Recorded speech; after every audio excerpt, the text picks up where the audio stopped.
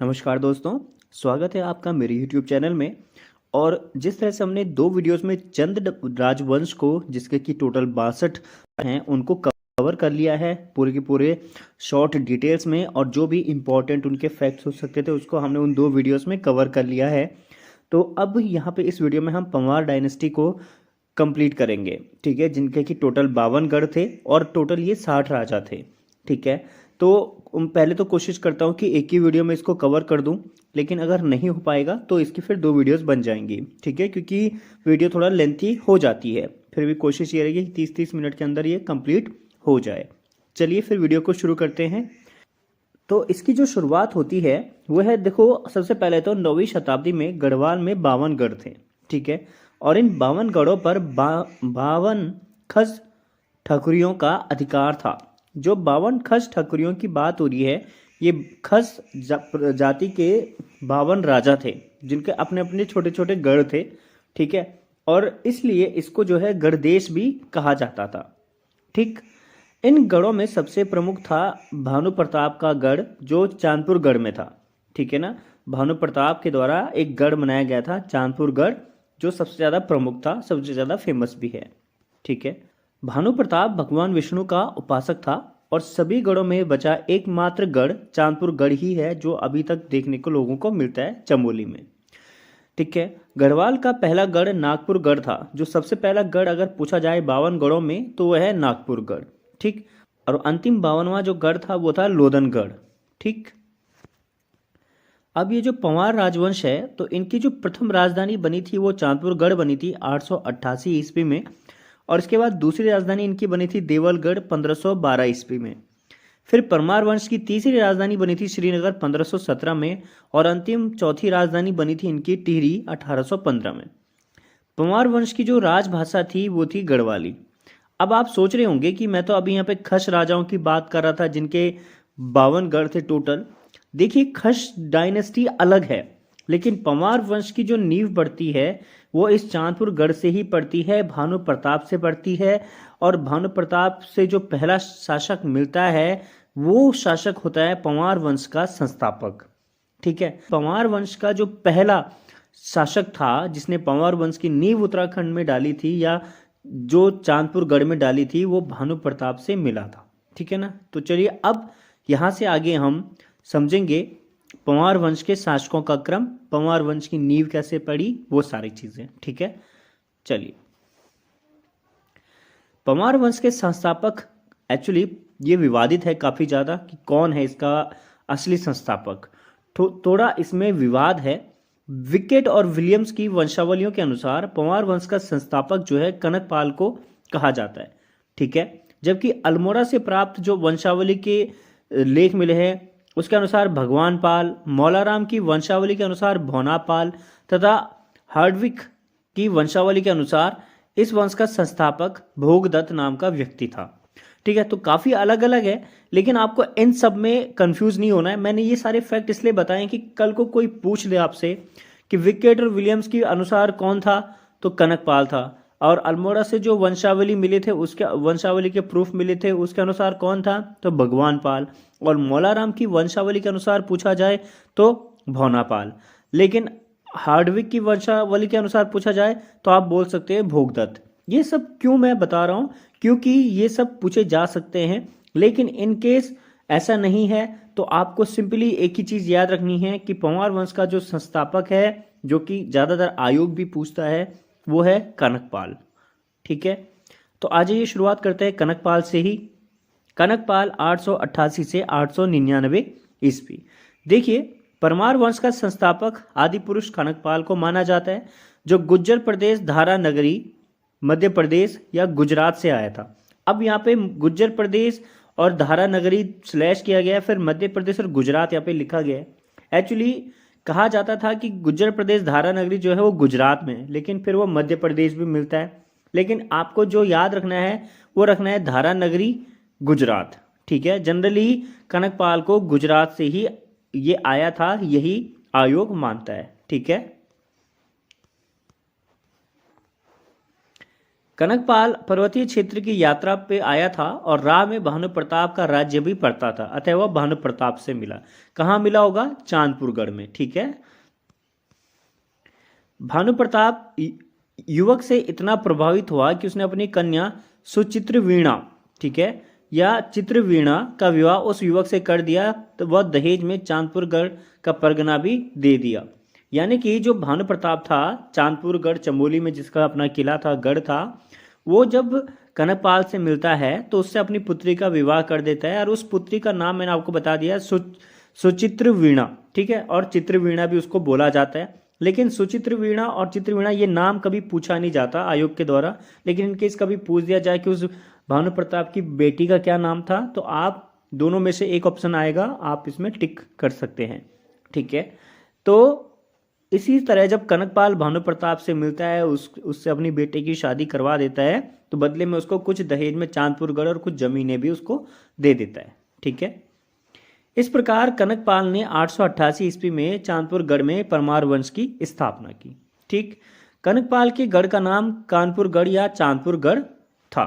ठीक है, तो ये हमने आपसे कह दिया है कि चांदपुरगढ़ ही इसका सही आंसर है, चमोली का चांदपुरगढ़। ठीक, जो देव राय हैं, एक पोइट है, उन्होंने गढ़वाल राजवंशावली लिखी है, और गढ़वाल राजवंशावली में उन्होंने कनकपाल को स्वर्णपाल कहा है। ठीक है, कनकपाल शौनक गोत्र का था। ठीक है, इनका गोत्र शौनक था। कनकपाल के बाद आते हैं सोनपाल या सुवर्णपाल। ठीक है, 1243 से 1250, यह 24वें शासक थे। अब आप सोच रहे होंगे एकदम इतना आगे क्यों, इंपॉर्टेंट है, हम उन्हीं को देखेंगे। तो सोनपाल जो है 24वां शासक था।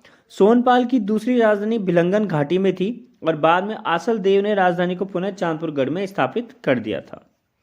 इसके बाद आते हैं लखन देव, लक्षण देव जिनको कहते हैं। ठीक है, लखन देव 1310 से 1330 ईस्वी इनका समय रहता है। यह 28वें राजा थे। लखन देव परमार वंश का पहला राजा था जिसने अपने नाम की तांबे की स्वर्ण मुद्रा छापी थी। इस मुद्रा में नागरी लिपि में देव या लखन देव लिखा हुआ मिलता है। यह मुद्रा पुराना दरबार संग्रह टिहरी से प्राप्त हुई है। ठीक,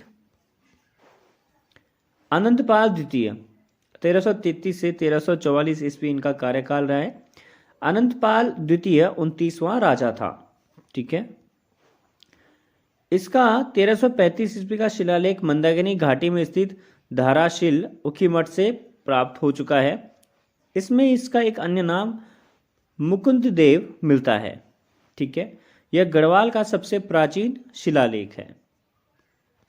जगतपाल 1442 से 1460, जगतपाल का काल 1455 ईस्वी का है। ठीक है, ये तो यहाँ पे भी है ही। इस वंश का प्राचीनतम ताम्रपत्र 34वें राजा जगतपाल का है, जो कि रघुनाथ मंदिर देवप्रयाग में मिला है। इसमें जगतपाल को रजभर अर्थात प्रभुत्व संपन्न कहा गया है। इस ताम्रपत्र में देवप्रयाग के वैष्णव मंदिरों के पूजा प्रबंधन के लिए भूमिदान का उल्लेख है, और यह परमार वंश का पहला भूमिदान का साक्ष्य है। ठीक है, अजयपाल आते हैं 1490 से 1519, और सबसे ज़्यादा इम्पोर्टेंट भी हैं। ठीक है, अब क्या होता है देखो ना, अजयपाल परमार राजवंश के 37वें शासक के रूप में 1515 ईस्वी में 52 गढ़ों को जीतकर गढ़वाल का एकीकरण किया और इनको गढ़वाल नाम दिया। यानी कि अजयपाल वो इकलौता शासक है जिसने गढ़वाल के 52 गढ़ों को जीता था। ठीक है, और उसके बाद उसने इन 52 गढ़ों को जीतकर गढ़वाल का नाम दिया था। गढ़वाल का जो नाम दिया गया है वो अजयपाल के द्वारा ही दिया गया है। ठीक है, अजयपाल के पिता का नाम आनंदपाल द्वितीय था, और गढ़वाल का एकीकरण करने के कारण इसे गढ़वाल का बिस्मार्क भी कहा जाता है। गढ़वाल का कृष्ण या भीम अजयपाल को कहा जाता है। ठीक है, गढ़वाल का नेपोलियन ये भी अजयपाल को कहा जाता है।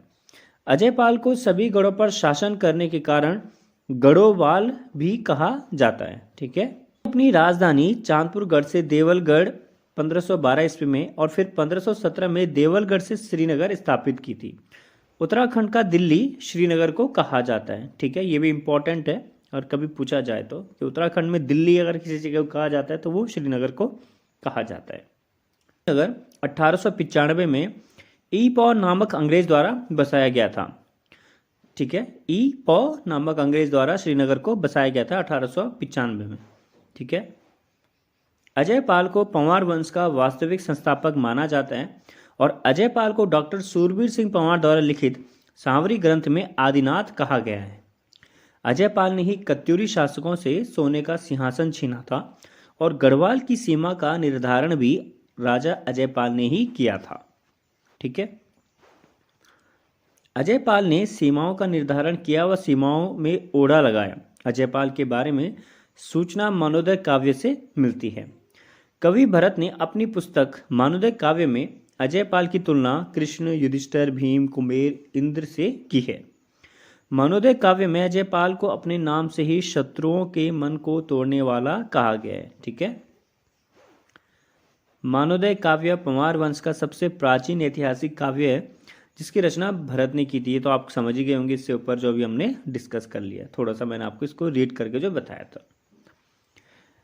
52 गढ़ों का एकीकरण करने के बाद अजय पाल गोरखनाथ संप्रदाय का अनुयायी बन गया। इसी कारण इसे गढ़वाल का अशोक कहा जाता है। ठीक है, अजय पाल को गढ़वाल का अशोक प्रोफेसर अजय सिंह रावत ने कहा। गढ़वाल में गोरखनाथ पंथ की स्थापना अजय पाल ने की थी। उप्पूगढ़ टिहरी के कफू चौहान को अजय पाल ने मारा था। गढ़वाल का महाराणा प्रताप कफू चौहान को कहा जाता है। कफू चौहान का सेनापति देव था। ठीक है, कफू चौहान पर जीत का उल्लेख तारादत्त गैरोला ने सदेई गढ़वाली काव्य में किया है। कंडारीगढ़ रुद्रप्रयाग के नरवीर सिंह कंडारी को अजय पाल ने जीता। नरवीर सिंह कंडारी ने अजय पाल के डर से मंदाकिनी नदी में डूबकर आत्महत्या कर ली थी और बद्रीनाथ में रावल पुजारियों का प्रारंभ भी अजय पाल ने ही कराया था। ठीक है, इसके गुरु सत्यनाथ भैरव थे जिनका उल्लेख जॉर्ज डब्ल्यू विक्स ने अपने ग्रंथ गोरखनाथ एंड द कन्फर्ट योगीज में किया है। Gorakhnath and the Kanphata Yogis George Weston विक्स ने लिखी है। ठीक, सत्यनाथ को भैरव का अवतार माना जाता है। अजय पाल के पुत्र का नाम बलराम था जिससे वो बहुत प्रेम करता था। इनकी कुल देवी राजराजेश्वरी देवी थी। अजय पाल ने देवलगढ़ में अपने लिए एक महल का निर्माण करवाया था जिसमें उसने अपनी कुल देवी राजराजेश्वरी देवी की प्रतिष्ठा की थी। ठीक है, देवलगढ़ में विष्णु मंदिर की दाहिनी ओर ठीक सामने की दीवार अजय पाल का एक पद्मासन की मुद्रा में चित्र बना है। अजय पाल ने देवलगढ़ में भैरव मंदिर का निर्माण कराया था। इसने देवलगढ़ में गढ़वाल का न्यायालय सोम का भांडा स्थापित किया था। अजय पाल के शासनकाल में चंद राजा कीर्तिचंद ने आक्रमण किया था और अजय पाल को हराया। अजय पाल ने पंडवा नौला में तप किया और अंत अजय पाल ने कीर्तिचंद को भी हरा दिया। यह सिकंदर लोदी व इब्राहिम लोदी का समकालीन था। कभी कभी पूछ लिया जाता है कि सिकंदर लोदी का समकालीन कौन था, इब्राहिम लोदी का समकालीन कौन था। इसने श्रीनगर में राजमहल का निर्माण भी कराया जो 1803 में भूकंप में ध्वस्त हो गया और 1894 में बाढ़ से पूरी तरह तबाह हो गया। इसने श्रीनगर में कलिंका मठ, देवलगढ़ में राजराजेश्वरी मंदिर व सत्यनाथ भैरव मंदिर व गौरजा मंदिर का निर्माण करवाया। अजय पाल ने राज्य को में तथा मंडलों को परगनों में बांटा। नोट, अजय पाल का एक अन्य नाम पूर्वादेव था। कभी पूछ लिया जाए कि पूर्वादेव के नाम से किसे जाना जाता है तो अजय पाल को। ठीक है, देवलगढ़ शिलालेख में अजय पाल की मापन इकाई पाथा को अजय पाल का धर्म पाथो कहा गया है। अजय पाल ने ही पाथा मापन प्रणाली लागू की थी। ठीक है, अजय पाल ने सरोला ब्राह्मण की नियुक्ति की थी तथा इनके द्वारा बनाए गए भात को शुद्ध माना जाता है। ठीक है, फिर आते हैं कल्याण शाह। अजय पाल के बाद कल्याण शाह शासक बने और पंवार राजस्व से पहले इनके द्वारा शाह की उपाधि धारण की गई थी। ठीक है, फिर आते हैं विजय पाल, पहला परमार वंशीय शासक जिसने भोट तिब्बत पर आक्रमण किया।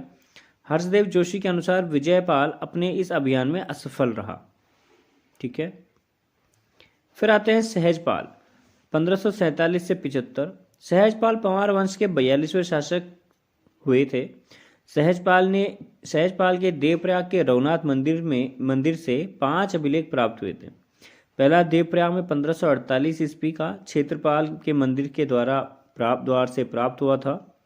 एक अन्य अभिलेख देवप्रयाग में रघुनाथ जी के मंदिर में चढ़ी हुई घंटी में सन 1561 ईस्वी की खुदी हुई कुछ पंक्तियां मिली हैं जिसमें उसका नाम लिखा गया है।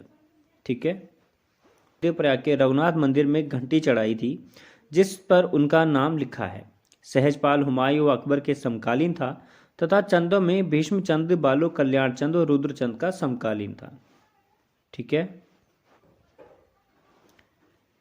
इसके काल में अकबर ने एक खोजी दल को गंगा जी के स्रोत की खोज तथा अन्य जानकारी प्राप्त करने तो गढ़वाल भेजा था।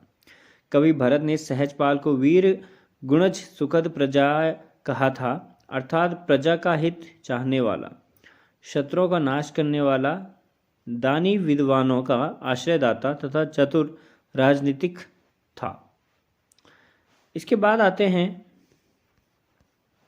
बलभद्र शाह 1575 से 1591। ठीक है। सहजपाल के पश्चात गढ़वाल राज्य की सत्ता बलभद्र शाह के हाथों में आई। ठीक है। इनके अन्य नाम बलराम, राम शाह, बहादुर शाह भी मिलते हैं। ठीक है। अकबरनामा में इन्हें राम शाह कहा गया है। पहला शासक धर्म जिसने अपने नाम के आगे शाह की उपाधि धारण की है। ठीक है। बालभद्र को शाह की उपाधि बहलोल लोधी के द्वारा दी गई।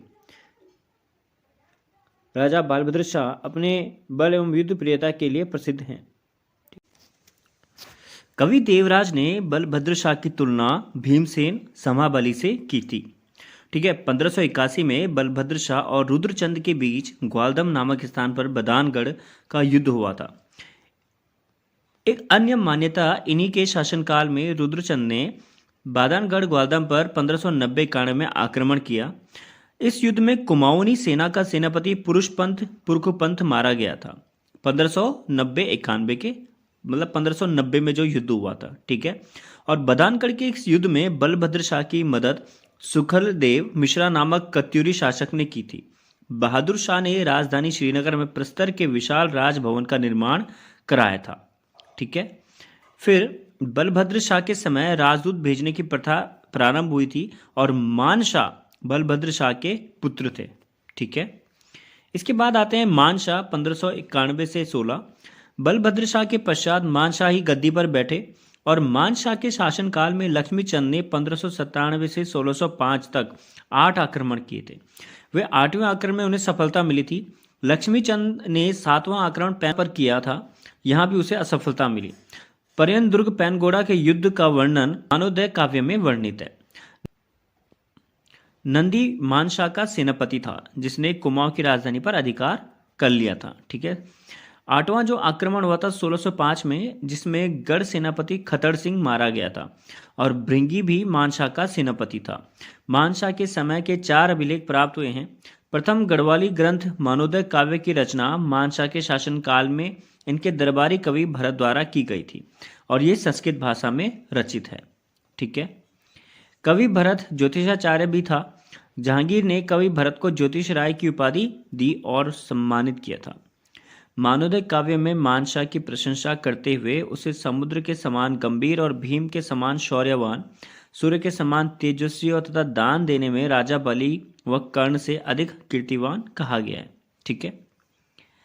मानशाह बहुत शौर्यवान शासक रहे जो सोने के बर्तनों में भोजन करते थे। यूरोपीय यात्री विलियम फिच मानशाह के दरबार में आया था और यही वो व्यक्ति था जो कि नील के व्यापार के लिए आया था और फिर ये जहांगीर के दरबार में गया था। ठीक है। विलियम फिंच ने मानशाह के बारे में कहा कि यह राजा इतना धनवान है कि वो भोजन सोने के बर्तनों में करता है। फोस्टर के द्वारा लिखा गया है अर्ली ट्रेवल्स इन इंडिया, जिसमें मानशाह का वर्णन देखने को मिलता है। इस पुस्तक में फोस्टर ने भारत आने वाले यात्रियों का भी वर्णन किया हुआ है। ठीक है। मानशाह ने गद्दी पर बैठते ही तिब्बत के राजा काकावमार पर आक्रमण किया और जीत प्राप्त की। तिब्बत पर आक्रमण करने वाला पहला पंवार शासक विजयपाल था। ठीक है। लेकिन वो हार गया और अंत तिब्बत पर प्रथम सफल आक्रमण मानशाह द्वारा किया गया था। ठीक है। और वह 1000 स्वर्ण कलश लेकर आया और वह गौरी मठ में इनको स्थापित किया। इसने अलकनंदा के किनारे मानपुर श्रीनगर नामक नगर की स्थापना की। इन्हें गढ़भंजन कहा जाता है। ठीक है। इन्होंने महाराजा धीराज की उपाधि धारण की थी और जीतू बगड़वाल मानशाह का समकालीन था। मानशाह ने जीतू को भोट फौजदार नियुक्त किया था। ठीक है। मानसा के दो पुत्र थे, श्यामसा व धामसा। ठीक है, अब श्यामसा का कार्यकाल देख लीजिए 1611 से 1631। मानसा के बाद श्यामसा गद्दी पर आसीन हुए थे। श्यामसा चंद राजा लक्ष्मी चंद, दिलीप चंद, विजय चंद तथा त्रिमल चंद के समकालीन थे। त्रिमल चंद ने श्यामसा के पास शरण ली। वह पहला चंद राजा था जिसने गढ़वाल में शरण ली और श्यामसा ने इसे कुमाऊं का राजा बनाया था। ठीक है, श्यामसा की भेंट त्रिमल चंद से 1621 में हुई थी। श्यामसा ने तिब्बत पर आक्रमण किया था क्योंकि काका व मोर श्यामसा को कर देने से मना कर देता है। ठीक है, इन्होंने काका व मोर को एक शेर स्वर्ण चूर्ण, एक 4 सिंग वाला मेढ़ा तथा एक चंवर गाय कर के रूप में देने के लिए बाध्य किया। श्यामसा ने काका व मोर का महल व तिब्बत का एक गांव जला दिया था। ठीक है, श्यामसा ने शत्रुओं को विजित कर दक्षिण में मंगलौर नगर को अपनी सीमा बनाया था और श्यामसा जहांगीर के दरबार में गए थे। शाम 15 मार्च 1621 को जहांगीर से आगरा में मुलाकात की थी। ठीक है, जहांगीर ने श्याम शाह को हाथी व घोड़े उपहार स्वरूप भेंट किए। श्यामसा का वर्णन प्रसिद्ध ग्रंथ जहांगीर नामा में देखने को मिलता है। श्यामसा के गुरु का नाम शंकर था, जिनकी रचना वास्तु शिरोमणि है। यूरोपीय यात्री एंड्राइट, जो जेसुएटर पादरी था, श्यामसा के काल में 1624 में गढ़वाल आया और श्रीनगर से होकर तिब्बत गया। वह छपराड़ मंडी में उसने चर्च की स्थापना की। यह श्रीनगर आने वाला प्रथम ईसाई और पादरी था। उसके साथ उसका मित्र मैनुअल मार्क्सविस भी भारत आया था। ठीक है, 1631 में अंद्राट्रिक ने पादरियों का एक दल श्रीनगर से होते हुए तिब्बत भेजा, लेकिन जब यह दल श्रीनगर पहुंचा तो श्यामसा की मृत्यु हो चुकी थी। वो उसके साथ उसकी 60 रानियों की चिताएं जला रहे थे। ठीक है, इन्होंने श्यामसा के अंतिम संस्कार में भाग लिया तथा तिब्बत को गए। श्रीनगर में श्यामसा ने समाशाही बागान बनाया था। श्यामसा के चरित्र में एक कमी थी, यह अत्यंत विलासी राजा था और वैश्यों के साथ समय बिताने में कोई बुराई नहीं समझता था। अलकनंदा में नाव डूबने से श्यामसा की मृत्यु हो गई थी। श्यामसा की मौत के बाद उसकी 60 रानियों ने खुद को सती किया था और श्यामसा के काल में सती प्रथा प्रचलित थी। ठीक है, श्यामसा निसंतान थे, अतः उनके बाद उनके चाचा महिपति शाह गद्दी पर बैठे। गढ़वाल का मोहम्मद बिन तुगलक श्यामसा को कहा जाता है। श्यामसा के भाई का नाम धामशाह था, जिसे राजकाज में श्यामसा की मदद की थी। केशवराय मठ का निर्माण 1625 में महिपति शाह ने श्यामसा के शासनकाल में किया था। ठीक है, श्यामसा ने सिलसारी नामक गांव में भूमिदान शिवनाथ जोगी को दिया था।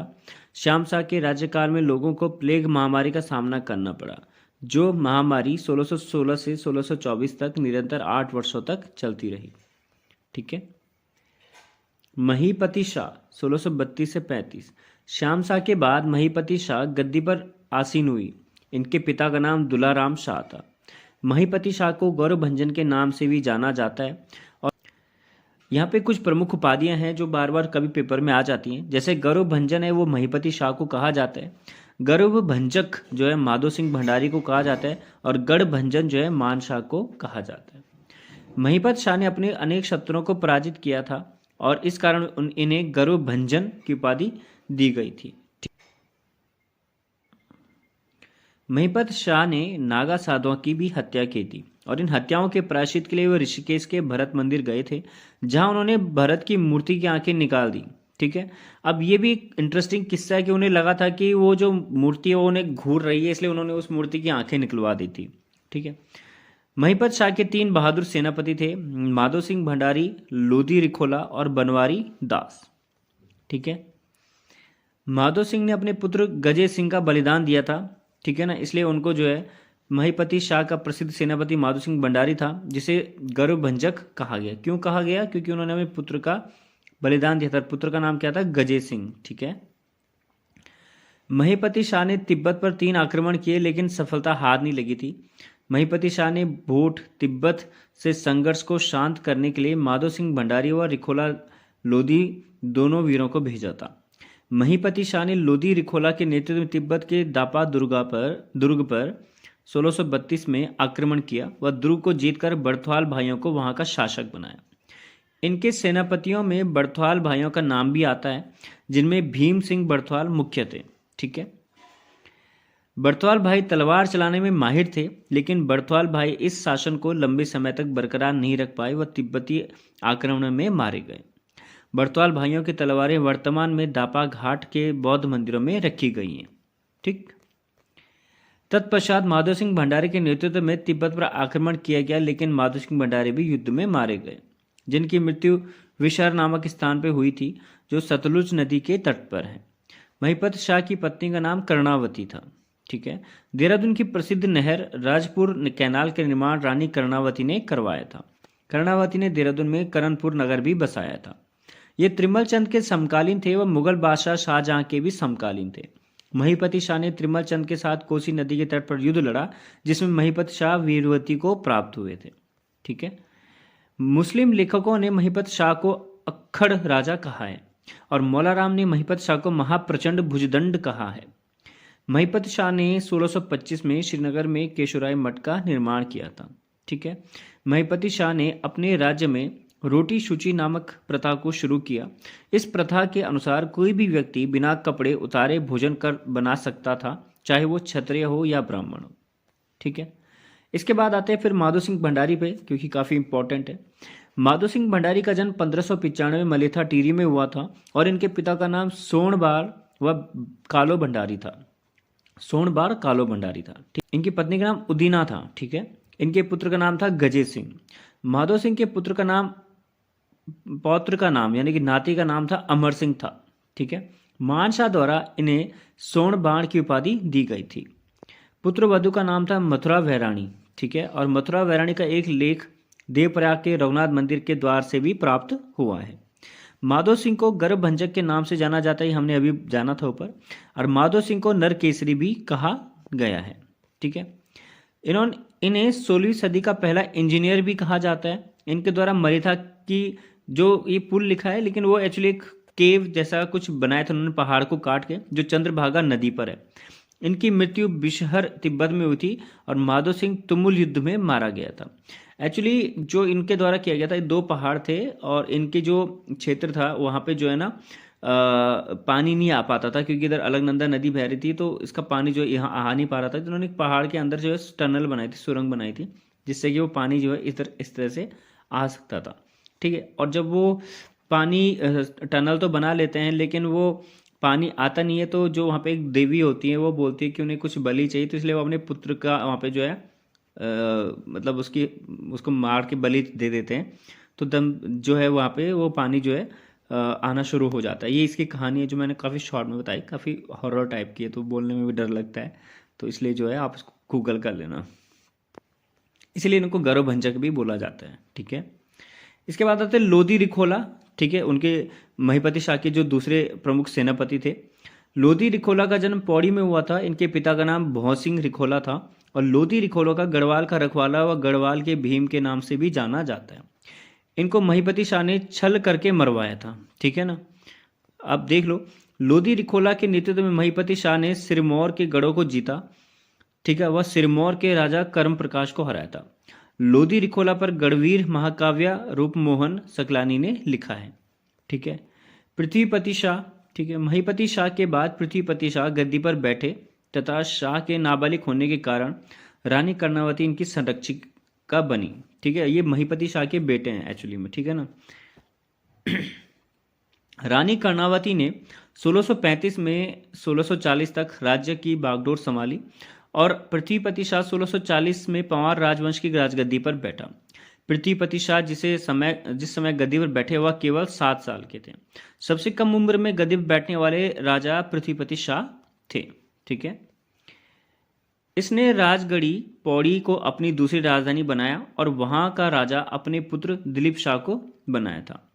पृथ्वीपति शाह के 9 पुत्र थे, जिनमें एक अजबू कुंवर भी था। इन्होंने देहरादून में पृथ्वीपुर शहर बसाया था।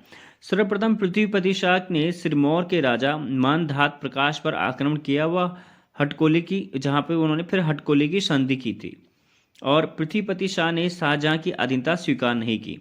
रानी कर्णावती के समय शाहजहां की 1 लाख पैदल व 30,000 घुड़सवार सेना ने परमार राजवंश पर 1636 में नवाजत खान के नेतृत्व में आक्रमण किया था। गढ़वाल के सुरमाओं ने मुगल सेना को तहस नहस कर दिया। जो सैनिक बचे थे उनके नाक कटवा दिए, और ये दिखाने के लिए कि गढ़राज्य से टक्कर लेने वालों को जीवन भर अपमान का घूंट पीना पड़ेगा। तो ये जो है रानी कर्णावती ने करवाया था, ठीक है। इसलिए रानी कर्णावती को नाक कटी रानी के नाम से भी जाना जाता है। कर्णावती ने अपने दोस्त बेग मुगल के सुझाव पर ही नाक काटने की परंपरा शुरू की थी। बादशाहनामा अब्दुल्ला हमीद लाहौरी मासिर उल उमार शमशुदौला खान से शाहजहां के साथ कर्णावती के युद्धों का वर्णन मिलता है, ठीक है। कर्णावती की तुलना गोंडवाना की शासिका रानी दुर्गावती से भी की जाती है, और कर्णावती को ताराबाई की उपमा भी दी गई है। मुगल सेनापति नवाजत खां भाग गया, वह दिल्ली जाकर आत्महत्या कर ली थी इसने, ठीक है। इस घटना का वर्णन निकोलस मनुची ने अपनी पुस्तक हिस्ट्री ऑफ मुगल में भी लिखा है, ठीक। इसकी पुष्टि मुगल दरबार का राजकीय विवरण मासिर उल उमरा भी करता है। बिनसर मंदिर में लिखा है कि यह रानी कर्णावती के शत्रुओं को बिनसर देवता ने ओलावृष्टि में नष्ट कर दिया। तब रानी ने देवता के नए शिखर का निर्माण किया। इस मंदिर के समीप रानी हाट है, जहां कर्णावती ने शिविर लगाया था। दून की राजधानी नवादा में कर्णावती के राजभवन और बावड़ी के अवशेष अब तक विद्यमान हैं, ठीक है। मुगल सम्राट अपने अपमान को न भूला। वह 19 वर्ष तक प्रतीक्षा करता रहा तथा 1655 में खलीतुल्लाह खां के नेतृत्व में दिल्ली की सेना ने गढ़वाल को घेर लिया। वह कुमाऊं के शासक बाज बहादुर चंद और सिरमौर के राजा मानधाता प्रकाश की सहायता से दून की घाटी पर विजय प्राप्त की, लेकिन श्रीनगर अविजित रहा। इसी बीच बारिश का मौसम होने के कारण खलीलुल्लाह खां वापस चले गया और विजित प्रदेशों का कार्यभार चतुर्भुज चौहान को सौंप गया। 1656 में पृथ्वीपति शाह ने छापामारी पद्धति से देहरादून पर आक्रमण कर चतुर्भुज को हरा दिया और एक बार फिर देहरादून पर पंवार वंश की नींव रख दी, ठीक है ना। शाहजहां ने 1656 में कासिम खां के नेतृत्व में गढ़वाल पर आक्रमण किया और पृथ्वीपति शाह हार गए। इस बीच गढ़वाल के राजकुमार मेदिनी शाह दिल्ली गए तो उनका भव्य स्वागत किया गया। अब देखो क्या होता है ना आगे। 1659 में मुगलों व गढ़वाल के मध्य खाई और बढ़ गई, जब सामूगढ़ के युद्ध में दारा शिकोह औरंगजेब से पराजित हुआ और उसके पुत्र सुलेमान शिकोह ने गढ़वाल नरेश के यहाँ शरण ले ली, क्योंकि मुगल सल्तनत से टकराने के साथ गढ़राज्य को ही था। इससे औरंगजेब नाराज हुआ और उसने पृथ्वीपति शाह को पत्र लिखकर भेजा कि वह सुलेमान को तुरंत दिल्ली भेज दे, लेकिन उन्होंने औरंगजेब की इस धमकी को ज्यों का त्यों लौटा दिया, और क्योंकि औरंगजेब से ज़्यादा शक्तिशाली और शौर्य प्रतिष्ठा के वही थे, ठीक है ना। पृथ्वीपति शाह का यह कृत्य हमीर देव की तरह था, जिस कारण पृथ्वीपति शाह को गढ़वाल का हमीर देव भी कहा जाता है। औरंगजेब जानता था कि अगर वो गढ़पति से लड़ा तो हार जाएगा, अतः उसने कूटनीति का सहारा लिया। पहले श्रीनगर के एक वृद्ध सरदार को औरंगजेब के प्रतिनिधि जयसिंह ने प्रलोभन दिया, किंतु वह असफल रहा। इसके पश्चात जयसिंह ने पृथ्वीपति शाह के मंत्री को प्रलोभन दिया। मंत्री ने औषधि के रूप में सुलेमान को घातक विष दिया, परंतु सुलेमान ने इसका प्रयोग एक बिल्ली पर किया, ठीक है। अपने मंत्री के इस जघन्य प्रयास की सूचना पाकर राजा ने तुरंत उस दुष्ट का सर कटवा दिया। आगे चलकर जयसिंह ने राजा के पुत्र मेदिनी शाह से षड्यंत्र करवाया और उसको प्रोत्साहन दिया कि अपने पिता के प्रति षड्यंत्र करें, ठीक है। जब पृथ्वी शाह ने अपने गद्दार मंत्री का सर कटवा दिया तो गढ़वाल के अन्य सामंतों व पृथ्वीपति शाह के पारिवारिक सदस्यों में गढ़ नरेश के प्रति रोष असंतोष फैल गया। पृथ्वीपति शाह के पुत्र मेदिनी शाह ने षड्यंत्र का झंडा खड़ा कर दिया।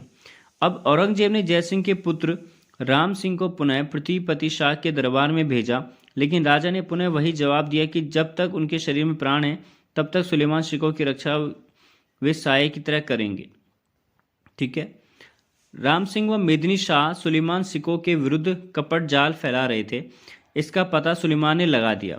सुलेमान शिकोह बिना पृथ्वीपति शाह को सूचित किए एक रात्रि को चुपचाप तिब्बत की राह पर चल पड़ा। भाग्य चक्री उल्टा हो रहा था, समय विपरीत चल रहा था। निरीह राजकुमार राह भूल गया। वह सीमा प्रांत पर बसे गांववासियों ने उसे पकड़ मेदिनी शाह के हवाले कर दिया और मेदिनी शाह ने उसे राम सिंह के हवाले कर दिया, ठीक है। अब 5 जून 1661 को क्या होता है कि सुलेमान शिकोह को औरंगजेब के सामने पेश किया गया और सुलेमान शिकोह की हत्या कर दी जाती है। सुलेमान सिको को अभागा शहजादा कहा जाता है। सुलेमान सिको ने 17 आदमियों के साथ गढ़वाल में शरण ली थी। इसी वर्ष मेदिनी शाह श्रीनगर त्याग कर दिल्ली पहुंचा। वृद्ध पृथ्वी शाह ने अपने पुत्र को इस जघन्य अपराध के लिए देश निकाल दे दिया, मतलब देश अपने स्टेट से बाहर कर दिया था। मेदिनी शाह की 1662 में दिल्ली में मृत्यु हो गई और मेदिनी शाह की दिल्ली में 1662 में मृत्यु की खबर औरंगजेब ने पृथ्वीपति शाह को पत्र लिख कर दी। मेदिनी शाह ने कहा, मेरी गंगा हवेली तो मेमू आली। ठीक। पराक्रमी राजा का डरपोक पुत्र मेदिनी शाह को कहा जाता है। ट्रैवरिनियन ने अपनी पुस्तक ट्रेवल्स इन इंडिया में गढ़राज्य की बहादुरी की प्रशंसा की है। ठीक है। इसके बाद आते हैं फतेहपति शाह 1667 से 1716। राजा फतेहपति शाह को प्रीतम शाह के नाम से भी जाना जाता है और संगीत प्रेमी होने के कारण प्रीतम शाह कहा जाता है। ठीक है।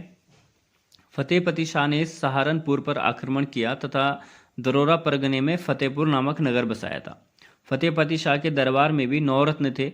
सुरेशानंद बड़थवाल, खेतराम धसमाना, रुद्रीदत्त किमोठी, हरिदत्त नौटियाल, बासवानंद बहुगुणा, शशिधर डंगवाल, सहदेव चंदोला, कीर्तिराम कंठोला और हरिदत्त थपलियाल। ठीक है।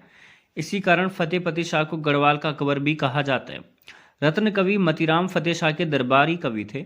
फतेह प्रकाश के लेखक रत्न कवि या छेमराज हैं, जिसकी भाषा हिंदी है। फतेह प्रकाश की रत्न कवि ने फतेह शाह को हिंदुओं का रक्षक, शील का सागर और दंडों को दंड देने वाला बताया है और फतेह प्रकाश नामक किताब फतेह शाह के जीवन पर डॉक्टर शूरवीर ने लिखी है। ठीक है। फतेह शाह के शासनकाल में फतेह शाह कर्ण ग्रंथ जटाधर व जटाशंकर द्वारा लिखा गया है। वृत्त कौमुदिया छंदसार पिंगल के लेखक मतीराम व वृत्त विचार के लेखक सुखदेव मिश्रा हैं। ठीक है। इनके एक अन्य दरबारी कवि रामचंद्र कंडियाल द्वारा फतेह शाह यशोवर्णन काव्य लिखा गया है। फतेह शाह को शिवाजी की भांति घोड़े पर बैठा एक चित्र श्रीनगर से मिला है। ठीक है। कवि मतीराम ने फतेह शाह को गढ़वाल का शिवाजी की उपाधि दी। इन्हीं के शासनकाल में गुरु रामराय 1676 में श्रीनगर आए थे। राजा फतेह शाह ने देहरादून में 3 गांव उन्हें दिए, जहां डेरा डालने के कारण इसका नाम देहरादून पड़ा था। ठीक है। गुरु गोविंद सिंह फतेह शाह के अच्छे मित्र भी थे। ठीक है। सन 1662 में फतेह शाह ने सिरमौर को भी जीता और पौंटा हिमाचल प्रदेश व जौनसार का एक बड़ा भाग गढ़ नरेश ने जीत लिया। सिरमौर हिमाचल के राजा मेदिनी प्रकाश ने भय के मारे गुरु गोविंद का आह्वान किया। गुरुजी ने मित्रता के नाते फतेह शाह को सिरमौर की मित्रता स्वीकार करने के लिए राजी किया। साथ ही सिरमौर के विजित प्रदेशों को लौटाने का आश्वासन भी प्राप्त किया। ठीक है। फतेह शाह ने बिलासपुर के राजा भीमचंद के पुत्र से अपनी पुत्री का विवाह किया। संभवतः राजा भीमचंद गुरु गोविंद सिंह से शत्रुता का भाव रखता था, इसलिए उसने राजा फतेह शाह को मजबूर किया कि वे गुरु द्वारा भेजा गया उपहार लौटा दें और चेतावनी दी कि यदि फतेह शाह ने उपहार स्वीकार किया तो नववधु को उसके पितृगृह में ही छोड़ जाएंगे। किसी भी पिता के लिए इससे बड़ा अपमान जीवन में नहीं था। अतः उन्होंने ऐसा ही किया। तब गढ़ नरेश व गुरुजी के मध्य भेंगड़ी पोंटा में 1689 में युद्ध हुआ व फतेह शाह को झुकना पड़ा। इनके दरबार में 2 मंत्री रहते थे, शंकर दत्त डोभाल और पुरिया नैथानी। पुरिया नैथानी को गढ़वाल का चाणक्य व नाना फडणवीस भी कहा जाता है। पुरिया नैथानी की चालाकी के कारण ही औरंगजेब ने गढ़वाल में जजिया कर नहीं लगाया था। पुरिया नैथानी अस्तबल का प्रमुख था। ठीक है। फतेहपति शाह की संरक्षिका राजमाता कटौची थी, जो हिमाचल प्रदेश के कांगड़ा के राजा की पुत्री थी। ठीक है। राजमाता कटौची के 5 भाई थे, जिन्हें 5 कटहैत कहा जाता है। इनके द्वारा जनता पर खूब अत्याचार किया गया और कई लोगों पर कर लगाया गया। चुलकर, जिसके घर में जितने चूल्हे होंगे उसे उतने ही रुपए दरबार में देने होंगे। स्यूदा सुपकर, जिस परिवार में जितनी औरतें हैं उतने ही सुपे अनाज उन्हें देने होंगे। पुरिया नैथानी व शंकर दत्त डोभाल की मदद से लोगों ने 5 भाई कटहैतों की हत्या पंचभैया खाल में की। फतेह शाह के शासनकाल को गढ़वाल का स्वर्णकाल कहा जाता है। फतेह शाह के गढ़सार गांव बद्रीनाथ मंदिर को दान दे दिया था। रत्न कवि कहते हैं कि फतेह शाह के समय राजा में इतनी शांति सुरक्षा थी कि लोग घरों में ताले नहीं लगाते थे। मंगत राम फतेह शाह के दरबारी चित्रकार थे। ठीक है, इसके बाद आते हैं उपेंद्र शाह 1716।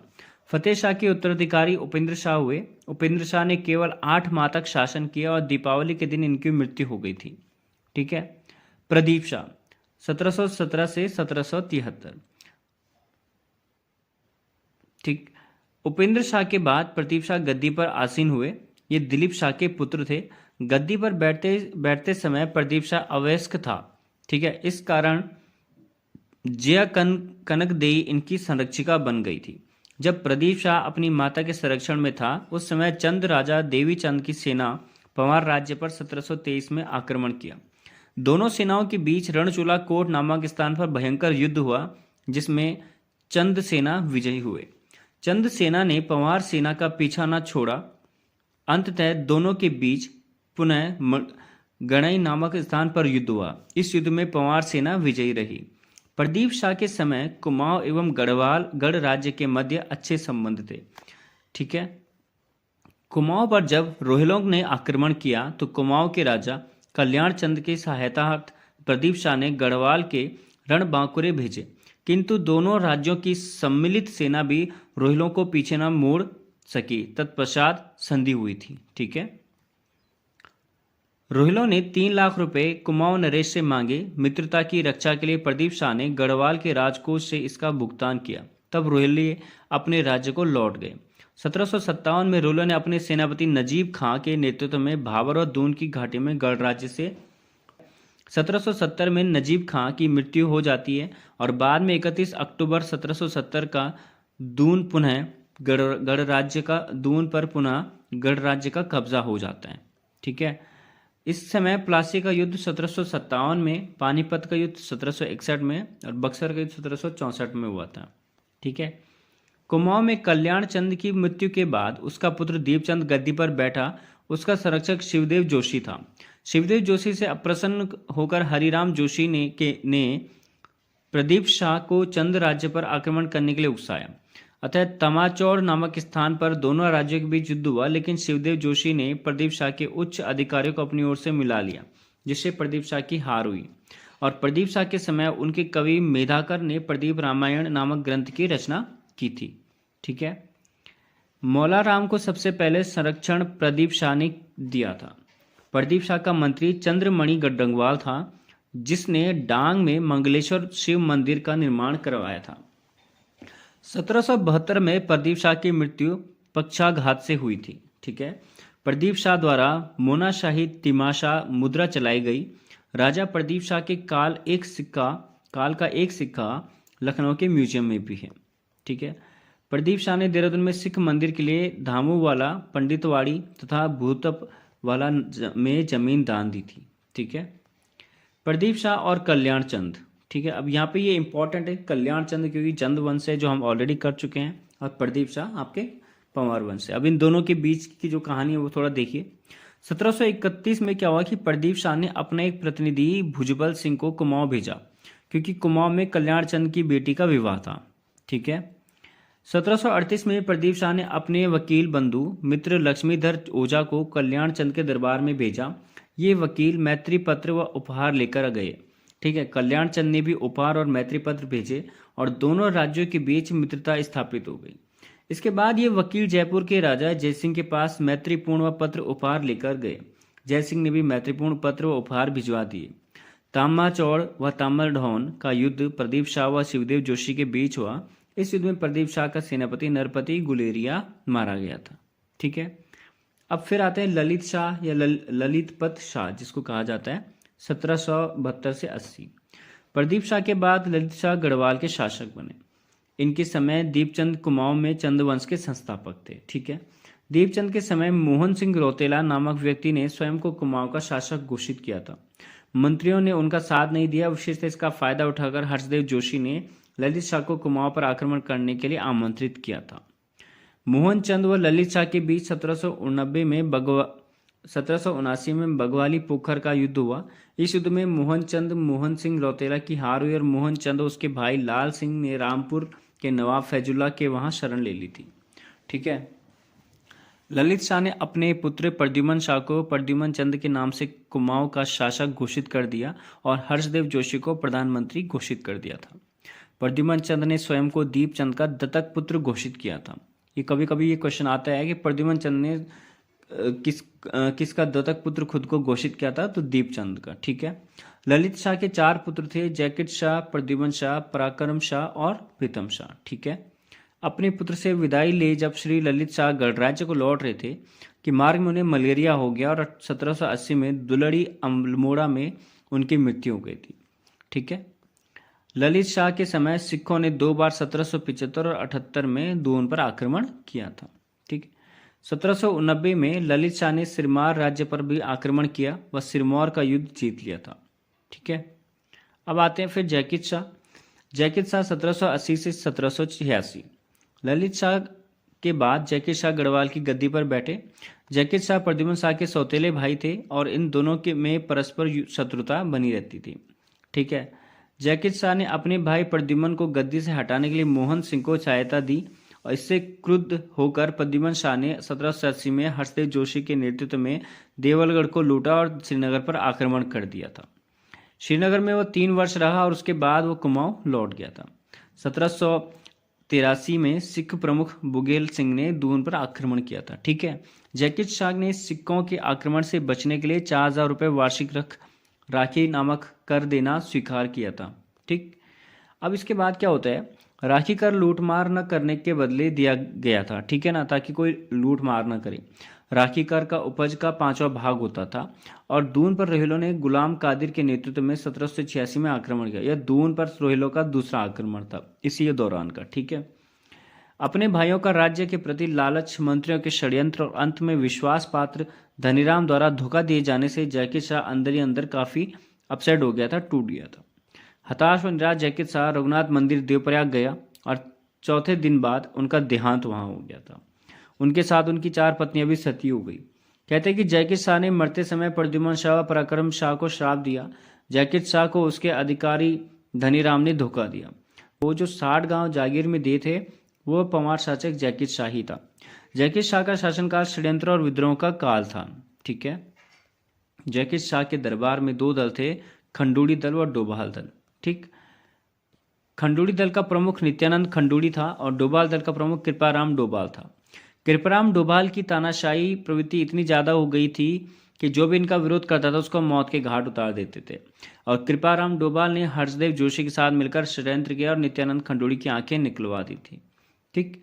तत्पश्चात नित्यानंद खंडूड़ी के रिश्तेदार श्यामा खंडूड़ी व नेगी जाति के सदस्यों ने दून से श्रीनगर तक के गवर्नर घमंड सिंह मियाँ को आमंत्रित किया और डोभाल के अत्याचारों की कहानी सुनाई। घमंड सिंह ने खुले दरबार में डोभाल की गर्दन काट दी। जैकिट शाह के काल में सिरमौर के राजा जगत प्रकाश व हरदेव जोशी के बीच 1785 में कपरोली का युद्ध हुआ था। ठीक है। इस युद्ध में जैकिट शाह ने अपने मित्र जगत प्रकाश का साथ दिया जबकि प्रद्युम्न शाह ने हरदेव जोशी का साथ दिया। इस युद्ध के बाद हरदेव जोशी को भागकर कुमाऊं आना पड़ा था। जोशियाड़ा कांड भी 1785 में जैकिट शाह के शासनकाल में हुआ था, जिसमें हरदेव जोशी के नेतृत्व में कुमाऊनी सेना व गढ़वाल पर आक्रमण कर देती है। इस घटना को ही जोशियाड़ा कांड कहते हैं। ठीक है। नोट, हरदेव जोशी को उत्तराखंड का मैकियावेली, शासक निर्माता, कुमाऊं का चाणक्य कहा जाता है। हरदेव जोशी को कुमाऊं का विभीषण राहुल संस्कृत्यायन ने कहा था और कुमाऊं का अलविरिक भी हरदेव जोशी को कैप्टन हेरन से ने कहा था। एडकिंसन ने हरदेव जोशी को स्वार्थपूर्ण व देशद्रोही कहा है। हरदेव जोशी को शिवदेव जोशी का पुत्र हरदेव जोशी शिवदेव जोशी का पुत्र था। ठीक। इसके बाद आते हैं प्रद्युम्न शाह। ठीक है। 1786 से 1804। जैकिट शाह की मृत्यु के बाद प्रद्युम्न शाह एवं पराक्रम शाह दोनों ही गढ़वाल आए। उनके साथ हरदेव जोशी भी था। प्रद्युम्न शाह ने कुमाऊं और गढ़वाल पर 1786 में संयुक्त रूप से शासन किया तथा प्रद्युम्न शाह को कुमाऊं व गढ़वाल दोनों का नरेश घोषित कर दिया गया, जिसका स्वागत दोनों राज्यों की प्रजा ने किया था। किंतु पराक्रम शाह इस घोषणा से क्षुब्ध हो गए क्योंकि गणराज्य के सिंहासन पर आसीन होना वही चाहता था। ठीक है। सन 1785 में हरदेव जोशी ने प्रद्युम्न शाह के प्रतिनिधि के रूप में कुमाऊं पर शासन करना प्रारंभ किया, किंतु मोहन चंद ने इसका विरोध किया था। ठीक है। दोनों के बीच 1786 में पाली गांव तथा नथनागढ़ी का युद्ध हुआ और हर्षदेव जोशी श्रीनगर भाग गया। मोहनचंद ने 1788 तक शासन किया। 1788 में हर्षदेव जोशी ने मोहनचंद की हत्या कर दी थी। ठीक है, इसके बाद क्या होता है, हर्षदेव जोशी ने प्रद्युमन शाह को अल्मोड़ा आमंत्रित किया, लेकिन प्रद्युमन शाह ने अपनी अस्वीकृति भेज दी। 1788 में जब से प्रद्युमन शाह अल्मोड़ा को ठुकराकर गणराज्य की गद्दी पर सुशोभित हुए, उस दिन से उनका भाग्य चक्र कुछ ऐसा उल्टा कि उन्होंने एक पल के लिए भी शांति उन्हें प्राप्त नहीं हुई। इसका कारण उनका भाई पराक्रम शाह था, जो उनके खिलाफ षड्यंत्र रचने पर लगा हुआ था। अब मौला राम अपने ग्रंथ गढ़ गीता संग्राम गणिका नाटक में पराक्रम शाह की काली करतूतों का पर्दाफाश करते हैं। मौला राम ने अपनी रचनाओं में पराक्रम शाह को बिलासी, दुराचारी, चरित्रहीन बताया। पराक्रम शाह ने मौला राम की गढ़ी का छीन उनकी जागीर भी ले ली थी। पराक्रम शाह ने प्रद्युमन शाह के वफादार मंत्रियों खंडोड़ी भाई की व राम धरणी की हत्या करवा दी। ठीक है, पराक्रम शाह ने प्रद्युमन शाह को बंदी बना लिया तथा तत्पश्चात प्रद्युमन शाह के उत्तराधिकारी सुदर्शन शाह के साथ उनका युद्ध हुआ। सेना दो गुटों में बट गई थी। गृह युद्ध की घटनाओं के समस्त गणराज्य घिर गए थे। ठीक है, सन 1801 में गोरखों ने गणराज्य की आंतरिक परिस्थितियों को सुअवसर जाना अपना एक प्रतिनिधि गढ़वाल भेजा और राज्य के आंतरिक क्षेत्रों में गोरखों को हस्तक्षेप करने का अधिकार मिल गया। इससे पहले भी 1791 में गोरखों ने गढ़वाल पर आक्रमण किया था। ठीक है, हर्षदेव जोशी के आमंत्रण पर उन्हें 1790 में नरेश रण बहादुर के नेतृत्व में अल्मोड़ा विजित किया और गढ़वाल की ओर बढ़ते तथा लंगूर गढ़ जो पौड़ी में है, इस स्थान पर 1791 में उन्होंने प्रद्युमन शाह से संधि कर ली। तत्काल ही उन्हें यह सूचना मिली कि चीन ने नेपाल पर चढ़ाई कर लिया, तो वो नेपाल लौट गए। लंगूरगढ़ की संधि 1791 में हुई थी। ठीक है, कई बार पूछा जाता है। अब इसके बाद देखिए आगे क्या होता है। प्रद्युमन शाह ने राज्य की समस्याओं को देखते हुए आगामी आक्रमण से बचने के लिए गोरखाओं को प्रति वर्ष 25,000 रुपये की धनराशि देना स्वीकार किया था। 1803 में गढ़वाल में भयंकर भूकंप आया, जिससे वहां की 80% जनता समाप्त हो गई और इस स्थिति सुअवसर जान गोरखों ने गढ़वाल पर आक्रमण कर दिया। गोरखों के प्रसिद्ध सेनापति हस्तीदल चौतरिया व अमर सिंह थापा के झंडे के नीचे गोरखों ने भयंकर मारकाट मचाई थी। ठीक है ना। प्रद्युमन शाह ने गोरखों से युद्ध के लिए अपना बहुमूल्य सिंहासन सहारनपुर 1803 में छोड़ दिया और यह सोने का सिंहासन अजयपाल ने कत्यूरों से छीन लिया था। बड़ा हाट और उत्तरकाशी में प्रद्युमन शाह व गोरखों के बीच यह युद्ध हुआ और इस युद्ध में गोरखा विजयी रहे। ठीक है, चंबा का युद्ध, चंबा के युद्ध में भी गोरखा विजयी रहे और अंतिम निर्णायक युद्ध देहरादून के खुड़बुड़ का नामक जो मैदान था 14 मई 1804 को वहां पे हुआ था, जहां शाह वीर गति को प्राप्त हो गया। ठीक है, और प्रद्युमन शाह गोरखा कुंवर रंजीत की गोली लगने से मारा गया था। ठीक है ना, तभी तो वीर गति को प्राप्त हुआ था। ठीक है, अच्छा, गोरखों ने प्रद्युमन शाह का अंतिम संस्कार हरिद्वार में किया। प्रद्युमन शाह के भाई कुंवर प्रीतम शाह को गोरखों ने बंदी बनाकर काठमांडू भेज दिया, जबकि पुत्र सुदर्शन शाह हरिद्वार में रहकर स्वतंत्र होने का प्रयास करता रहा। ठीक, उनकी मांग पर अंग्रेज गवर्नर जनरल लॉर्ड हेस्टिंग ने अक्टूबर 1814 में गोरखों के विरुद्ध अंग्रेजी सेना भेज दी थी। ठीक है, 1795 में गढ़वाल में भयंकर अकाल पड़ा, जिसे 51 के नाम से जाना जाता है, क्योंकि यह संभवतः 1851-52 में पड़ा था, इसलिए इसे 51 कहा जाता है। ठीक है, महाराज प्रद्युमन शाह को संपूर्ण गढ़ कुमाऊं का राजा कहा जाता था। ठीक है, गढ़वाल का हुमायूं प्रद्युमन शाह को कहा जाता है। प्रद्युमन शाह अंतिम स्वतंत्र पंवार वंशीय राजा था। प्रद्युमन शाह के राजा बनते ही दून पर रोहिलों ने 1785 में आक्रमण किया। ठीक है, और रोहिलों का नेता गुलाम कादिर था।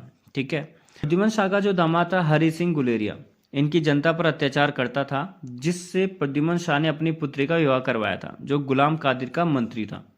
ठीक है, प्रद्युमन शाह व उमेद शाह के बीच 1796 में एक संधि हुई थी। सिरमौर के राजा धर्मप्रकाश ने भी लगभग 1792 में दून पर आक्रमण किया, लेकिन पराक्रम शाह ने उसे खदेड़ दिया। धर्मप्रकाश ने पुनः एक सेना ईश्वरी सिंह के नेतृत्व में दून पर आक्रमण के लिए भेजी और दोनों सेनाओं के बीच खुशहालपुर नामक स्थान पर 1793 में युद्ध हुआ। इस युद्ध में सिरमौर की सेना विजयी हुई थी। ठीक है, इस वीडियो में इतना ही, फिर हम अगली वीडियो में मिलते हैं। ठीक है।